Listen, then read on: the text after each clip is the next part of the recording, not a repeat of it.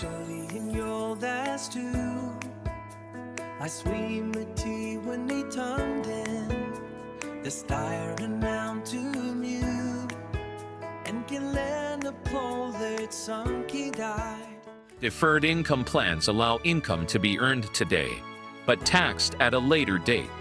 Instead of receiving certain amounts immediately, the money is set aside in a qualifying plan and the employee receives the benefits in the future, usually during retirement or at another specified time. Think of it as postponing taxation rather than eliminating it. If an employee receives income today, that income is generally taxable today. But if the amount is contributed to a qualifying deferred income plan, the employee usually pays tax only when the benefits are eventually received.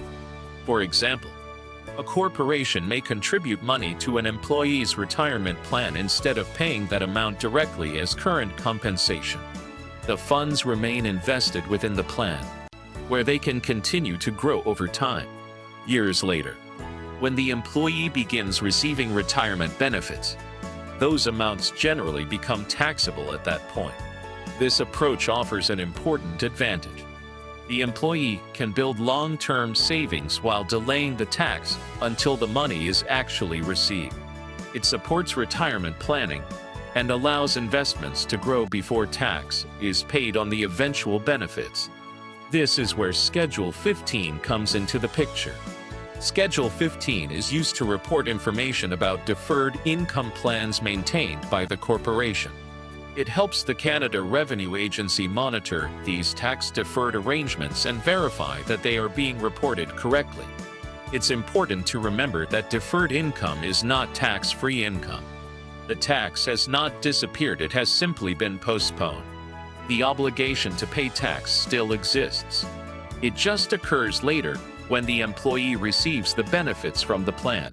The key takeaway is simple. Deferred income plans are designed to delay the timing of taxation, not eliminate it. Schedule 15 provides the CRA with information about these arrangements, so they can ensure the correct tax treatment is applied when the deferred income is eventually paid. Deferred income plans come in different forms, but they all follow the same basic principle. Money is contributed today, grows over time, and is taxed only when it is eventually paid to the employee. One of the most common examples is a registered pension plan, or RPP. In this arrangement, the employer contributes to a pension fund on behalf of the employee. Instead of receiving that money immediately as taxable income, the employee generally receives retirement benefits later in life, and those benefits become taxable when they are paid. Another common arrangement is a deferred profit sharing plan, often called a DPSP. Here, the employer shares a portion of the company's profits with employees by contributing those amounts into a deferred plan. Rather than paying the profit-sharing amount as immediate income, the employee receives the benefits at a later date according to the plan's rules. An important advantage of these plans is that the invested funds can continue to grow over time. Interest, dividends, and investment gains accumulate within the plan, allowing retirement savings to increase before the employee begins receiving benefits. Throughout this process, the employer may continue making contributions on behalf of eligible employees. These contributions support long-term financial security while postponing the tax until the employee actually receives the income. The entire process follows a simple cycle. First, the employer makes a contribution. The money enters a deferred income plan, where it is invested and allowed to grow. Later, usually during retirement, the employee begins receiving benefits. Only at that stage does the deferred income generally become taxable. This is why these arrangements are called deferred income plans. The income is not exempt from tax, it is simply taxed at a later point in time. The key takeaway is straightforward. Deferred income plans encourage long-term savings by postponing taxation, allowing investments to grow before benefits are paid. The tax isn't eliminated. It is simply deferred until the employee receives the income in the future. Completing Schedule 15 begins with identifying whether the corporation maintains any deferred income plans. Before opening the schedule, you should first understand what retirement or deferred compensation arrangements exist within the business. Start by asking a few key questions. Does the corporation sponsor a registered pension plan? Is there a deferred profit sharing plan? Has the employer made contributions to any other qualifying deferred income arrangements? These questions help determine whether Schedule 15 is required. Once you've identified the plans, review all employer contributions made during the year. Verify the contribution amounts and ensure they agree with the payroll records, accounting records, and the plan documentation.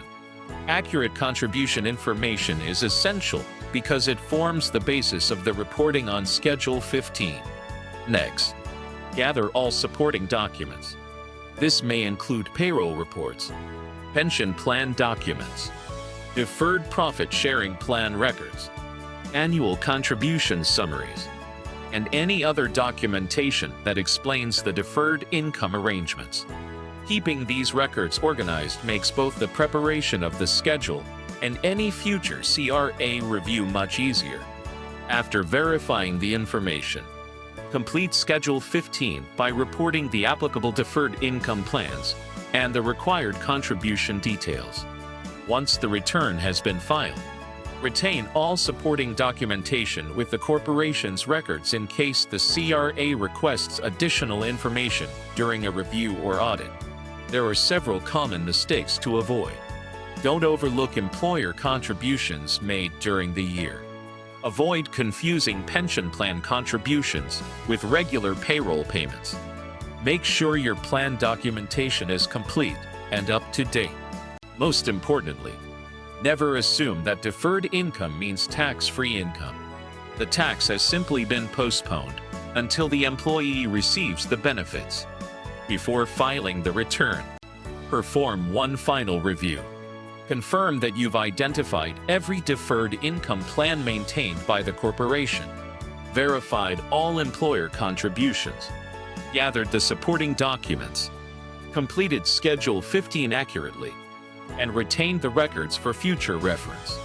The key takeaway is that Schedule 15 is not about calculating today's corporate tax.